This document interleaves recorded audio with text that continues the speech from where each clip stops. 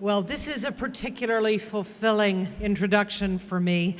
Our next speaker is someone whose life work, advocacy, and activism, informed by a deeply compassionate mind and wide-ranging inquisitive heart, explore the deepest psychosocial factors in our society's unsustainability. Gabor Maté is one of those rare, penetrating thinkers who expose many of our society's most profound contradictions. But he has far more to offer us than just intellectual brilliance, for his vision is one of profound caring. This is a man who seeks not just to understand, but also to help us heal some of our rawest, most intractable social wounds. Common to all of Gabor's work is a holistic approach to understanding the broader social, cultural, and spiritual context in which human disease and disorders arise. A Hungarian-born Canadian physicist who survived the Nazi genocide as an infant, Dr. Maté has won wide acclaim as a specialist in treating addiction and for his unique perspectives on attention deficit disorder.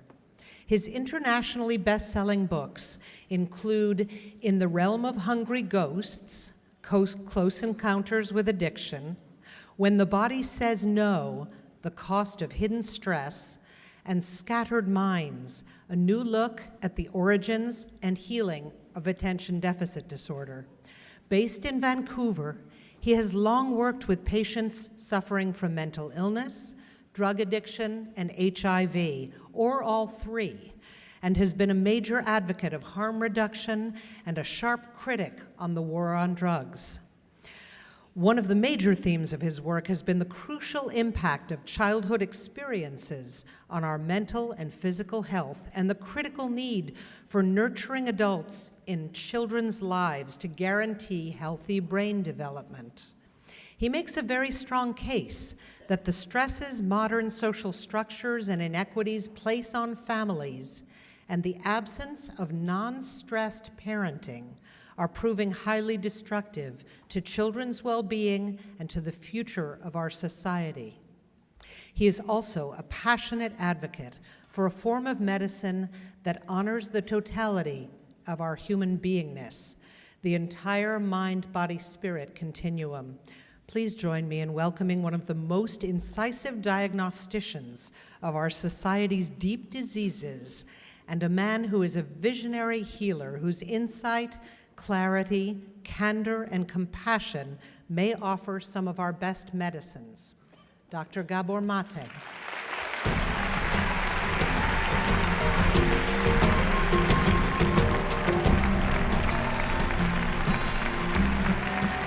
Thank you. Thank you very much for that very generous introduction. It's a great pleasure to be here. I hate to tell you, though, I'm not a physicist, I'm a physician. I'm not that smart. Well, it's a pleasure to address this audience here, and those of you that are watching elsewhere, and those of you that may be watching this some years from now, who knows, on the internet. I wish I could tell you that a few years from now, what I have to say will no longer be timely, but I'm not that optimistic. When we look around this society, and from the perspective of health, what do we see? We see that 50% of adults in this society, which considers itself the most successful society in the history of the world, actually suffers of some chronic illness. Heart disease, high blood pressure, cancer, whatever, autoimmune disease, whatever it happens to be. 50% of adolescents today are now set to meet the diagnostic criteria for one or another mental health condition.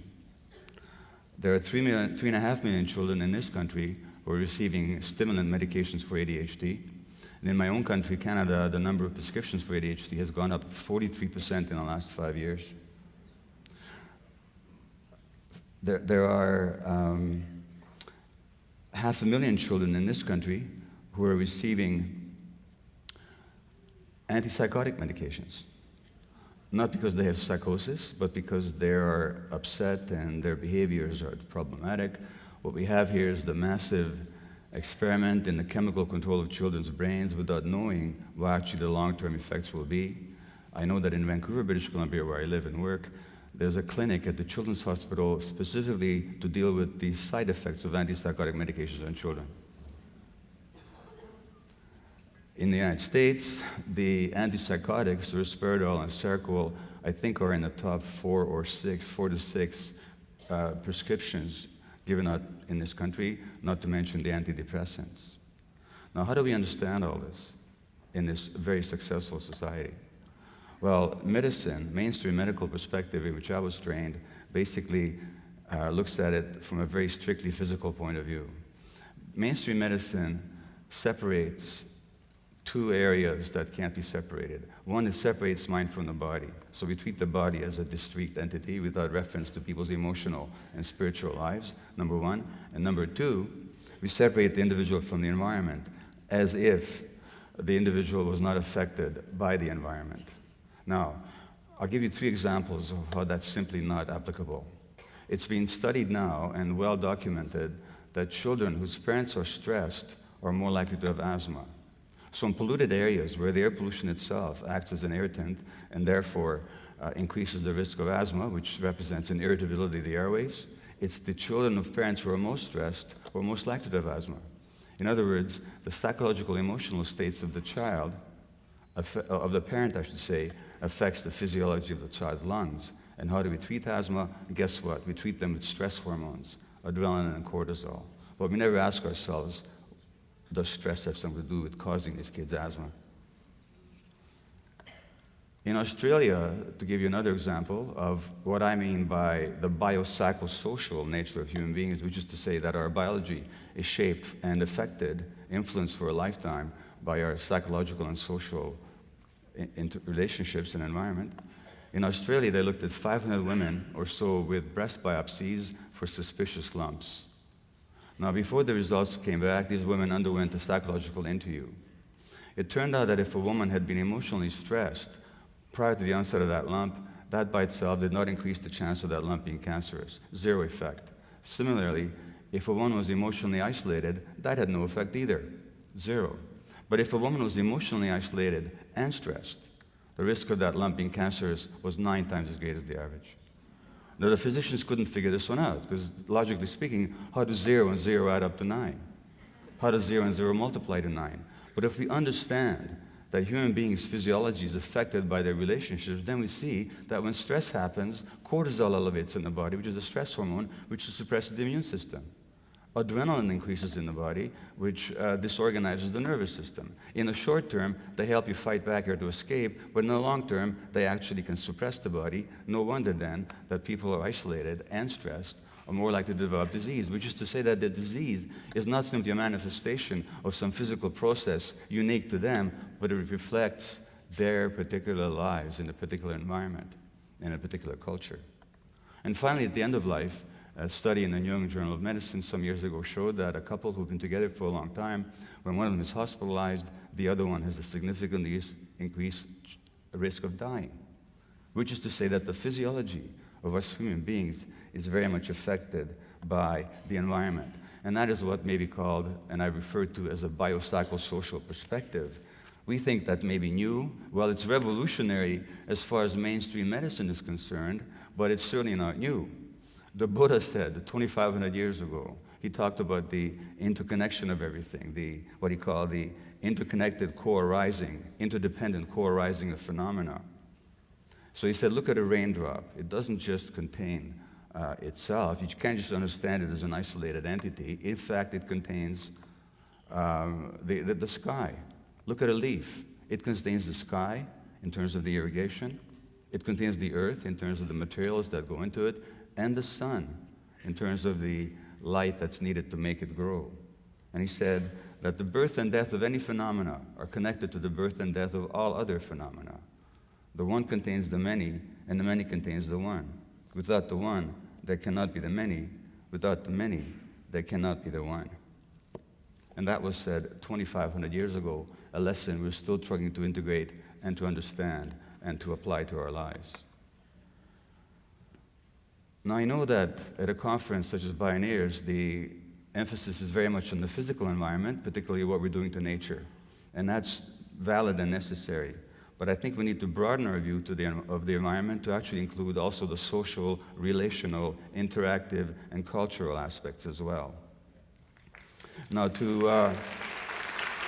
and also the economic ones. So for example, a study a little while ago showed that when women who are pregnant breathe in polycyclic aromatic hydrocarbons, their children are more likely to have behavior problems by school age. So we think this is simply a physically environmental problem. No, it isn't. It's also a socioeconomic one, since it's poor women who tend to live in more polluted areas. And therefore, the medical scientists who did the study at Mount Sinai University School of Medicine, Mount Sinai School of Medicine in New York said, this is really a paper about social justice. Poor people have more exposure to these things on all accounts, whether bad air or psychosocial stress and other things. That's a societal problem, and the changes are not going to be on an individual level. They're going to be on a societal level. You can't separate individuals from their environment. Or to take another example, we know that lead exposure actually disturbs the nervous system, leading to learning and behavior problems. But amongst poorer kids who have an iron-deficient diet, that promotes the absorption of lead. So it's not just a lead problem, it's a socioeconomic problem on account of the poorer diet that these children have. So when I talk about the toxic culture that a materialistic society offers its members, what am I referring to? Well, materialism is really a system of belief or behavior which considers material things, and particularly the control and possession of material things, as more important than human values such as connection, love, or spiritual values such as recognizing the unity of everything. And that's the kind of culture we live in. Interestingly enough, the religious right, in their opposition to the very idea of climate change, or to the idea that the environment is important to look at, they will quote the Old Testament where man is given stewardship over the earth and all other creatures. But when they talk about stewardship, they mean control and dominance. There's another way to look at stewardship, which is caring and nurturing for, looking after. And in the materialistic sense, it's that control and ownership that we look at.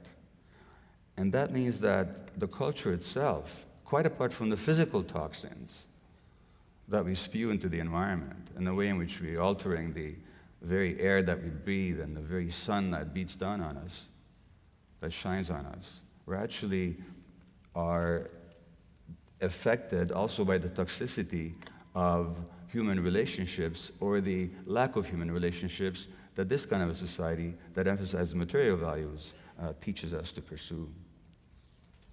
And from that perspective, we have to understand that medicine is not simply a science. It's much more than that. It's also an ideology. It's also an ideology. It's a way of looking at human beings.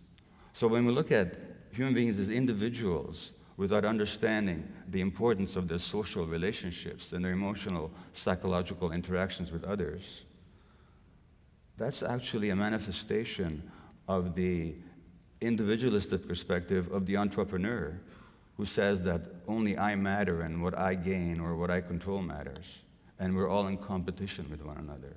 So you see that economic ideological perspective also showing up in its own particular way in the practice of medicine. Well, reality is totally different. Reality tells us that we can't be separated, and this begins already in pregnancy. So a study out of Johns Hopkins University in 2004, for example, showed that the reactivity to stress of the fetus is affected by the stress, depression, or anxiety of the mother. So when you look at the heartbeat and the movement of infants in the womb, whose mothers are stressed, depressed, or anxious, you see different patterns of activity, and that will have lifetime effects.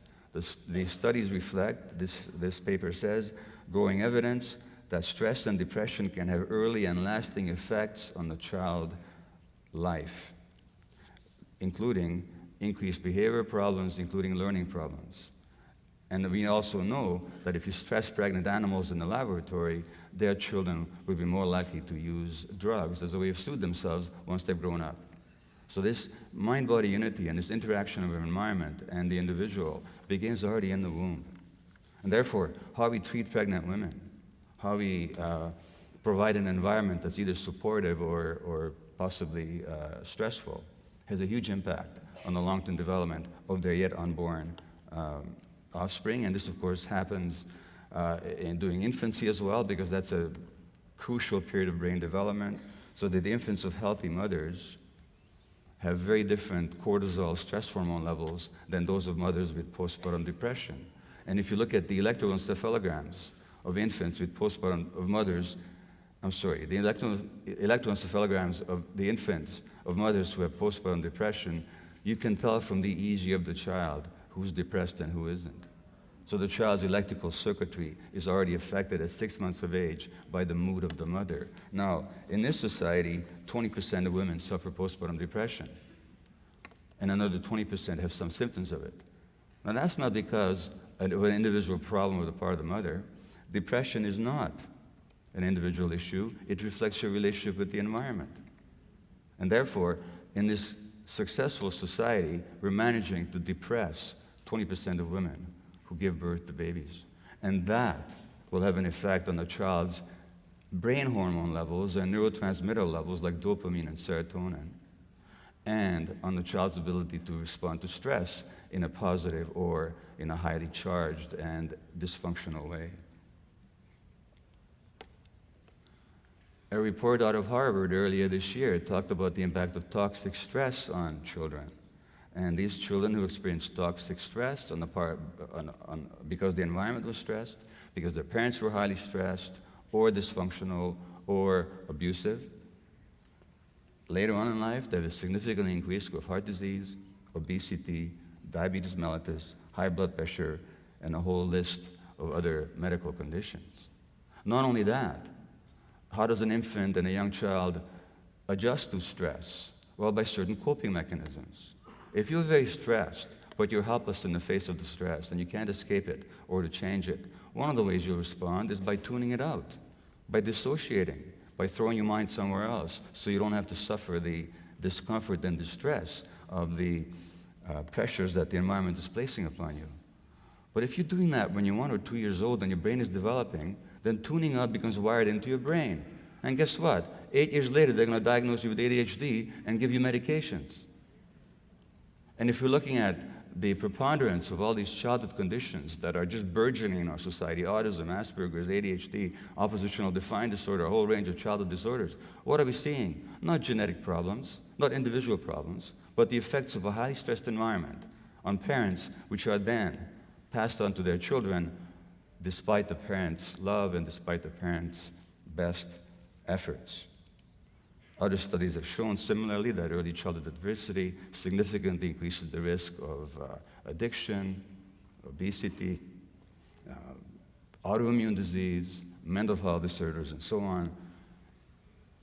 A simple fact such as parental divorce has been shown to increase the risk of strokes by a factor of 2. It doubles them 50, 60, 70 years later. So I'm thinking we're talking about divorces which have a lot of rancor and stress associated with them. So what happens early has a huge impact later on down the line.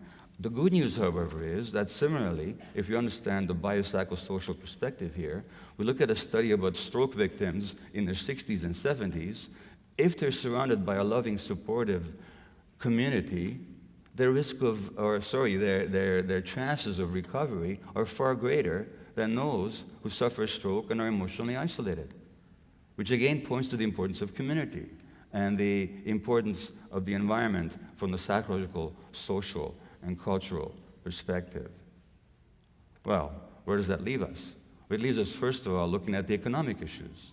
And what we know is that growing up in a low socioeconomic background can actually impair the working memory and the size of different parts of the brain of the adult.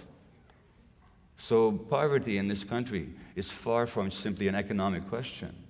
It's also a question of human development and what kind of consequences that'll have on people's behavior, capacity to respond to stress, and therefore to get ahead in a society in which getting ahead is the highest value. And if you don't get ahead, you're left behind. Similarly, children who are stressed early will have problems with impulse regulation later on. Impulse regulation means that their capacity to anticipate consequences and to respond calmly to the environment is impaired. And that means they're also going to be at a greater risk of addiction. Now, if you look at addictions, what are we looking at? We're actually looking at two factors. We're looking at, number one, the desperation to escape from the pain and distress that the child has experienced early on in life, which then become programmed into his personality and his heart and his brain. And how do you escape? Well, one way to escape is through addictive behaviors, whether that be drugs or the internet or sex or food or shopping or whatever else. And number two, since, as I've already mentioned, brain development early in life is affected by the environment, people who are traumatized early in life, especially those that are traumatized, their brain development is impaired. And that their brain circuits and neurotransmitters, the chemicals in the brain, are actually at a disadvantage. So when they do the drugs, they feel complete and whole and feel good for the first time in their lives. Their addiction is not a matter of choice. It's a matter of a coping mechanism that is a response to early stress. Now, if we look at what stress is, it's not just a psychological event. I've already alluded to it. It's a physical event. It sets off a cascade of hormones, particularly cortisol and adrenaline in your body, which in the short term, again, help you escape or to fight back, but in the long term, damage your heart, your nervous system, your intestines, and suppress your immune system, which then makes you more prone for all kinds of diseases, naturally. So when it comes to understanding something like cancer, we can't just understand it in terms of the individual. And as somebody very astutely said a couple of years ago in a series on cancer that the New York Times published, that trying to understand cancer by studying the individual human cell is like trying to understand a traffic jam by looking inside the internal combustion engine. You really have to look at the whole picture, and that whole picture involves the lifelong environment in which we live. And from that same perspective again, when we look at something like the obesity epidemic, which has 30% of kids in the United States overweight now, significantly overweight, it's not a food problem. Well, it is a food problem, the junk foods and all that. But it's mostly a stress problem, because what people do is they soothe their stresses, like any addiction, they soothe their stresses with their addictive behaviors. And those junk foods work in the short term because they release feel-good hormones in the brain. So if you want to look at children and prevent obesity, it's not enough to tell them not to eat junk foods or to get more exercise. You have to say what's lacking in their lives that they're so stressed, that they have to soothe themselves in that particular way. And what's lacking in their lives, of course, are human relationships that are nurturing and supportive, again, not because the parents are not trying to do their best, but because the parents are trying to do their best under impossible circumstances. If you look at what actually triggers stress, the significant factors that trigger stress are uncertainty, lack of information, and loss of control. If you look at rats and you hook two pairs of rats together or two rats together, you yoke them together, and you attach an electrode to their tails and you shock them with electricity, they will have physiological stress. But if one rat has a paw open that can shut off the lever that delivers that stress, that electrical shock, even though both rats get the same electrical jolt for the same period of time, the rat with the paw free will have less stress hormones in their body because they have some control. Now, what happens in a culture where the economy is going on a tube, where decisions are made far away by people who don't even know you and you don't know who they are, and your life is very much affected by these large forces over which you have increasingly a sense that you have no control or even influence over, well, that means a lot of people are going to be stressed. A lot of uncertainty. A lot of people are going to be stressed. And that stress then will lead to addictive behaviors. That stress then will lead to parents passing that stress on to their children. In the 19th century, Karl Marx talked about alienation, which is a separation, being a stranger to something. And you're an alien to something. And Marx said there were four alienations in this culture. one is we're alienated from nature. Well, at a conference dedicated to looking at the physical and the natural environment, I don't have to say much to you to show how alienated we are from nature when we're destroying nature itself. The second alienation is from other people. And that means we have less contact, we have less intimacy, we have less trust. We have less of a sense of relationship. And that, of course, as I've shown you, leads to increased propensity to illness, physical and mental. We're alienated from our work. A lot of people no longer do work that has any meaning to them. And that means that, and since human beings are productive creatures, we really are created in the image of God. We're meant to create. When we do work that's not creative, that doesn't reflect who we are, that imposes depression, anxiety, a sense of meaninglessness. And when we have a sense of meaninglessness, we'll want to substitute that sense of meaninglessness or that sense of meaning that we've lost by all kinds of other activities, and then we get all hung up on how we look, or how people feel about us, what we can obtain, what we can possess, what successes we can achieve. In other words, all the false substitutes which cannot possibly compensate us for the lack of genuine meaning. And of course, what this society does, it sells us a lot of products that substitute for that loss of meaning. In fact, much of the economy is based on a loss of meaning in our culture. And finally, and most importantly, we become alienated.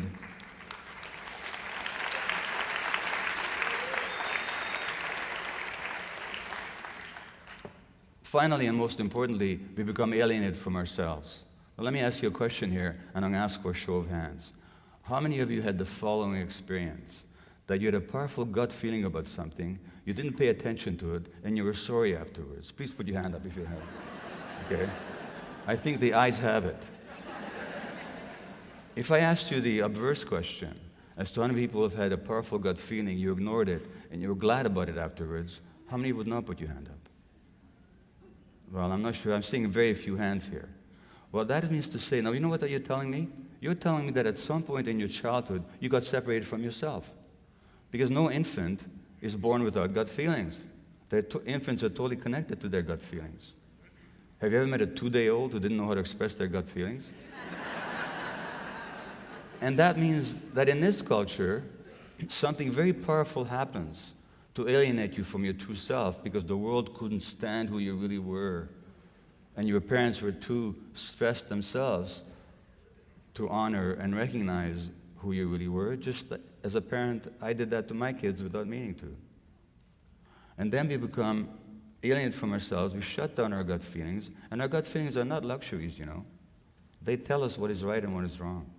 They tell us what is dangerous and what is friendly.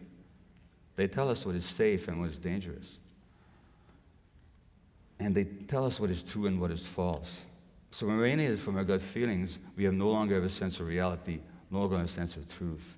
Well, the good news is that human beings can regain their sense of connection to themselves, just as we can regain our sense of connection to our nature.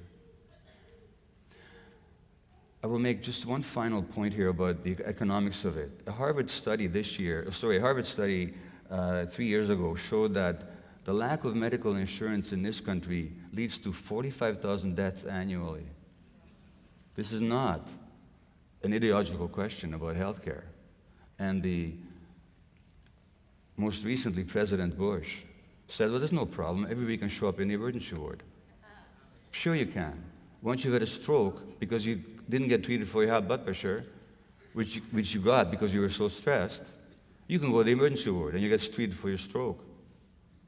But the lack of health care that's available to people, which is very much a social economic question, it itself is a significant factor. Well, the good news is that we can regain a connection to ourselves. And empathy, which is a genuine human quality, is in us. We're actually wired for empathy. Even rats are wired for empathy. When you stress rats in the laboratory by shocking their feet with electricity, they're more stressed watching other rats being shocked than when they're shocked themselves. Their stress hormone levels are higher. That's our nature as human beings. So contrary to the myth in our culture that we're separated individual, aggressive, competitive creatures. We're actually wired for empathy, wired for connection, wired for love, wired for compassion. So really, to move forward, all we have to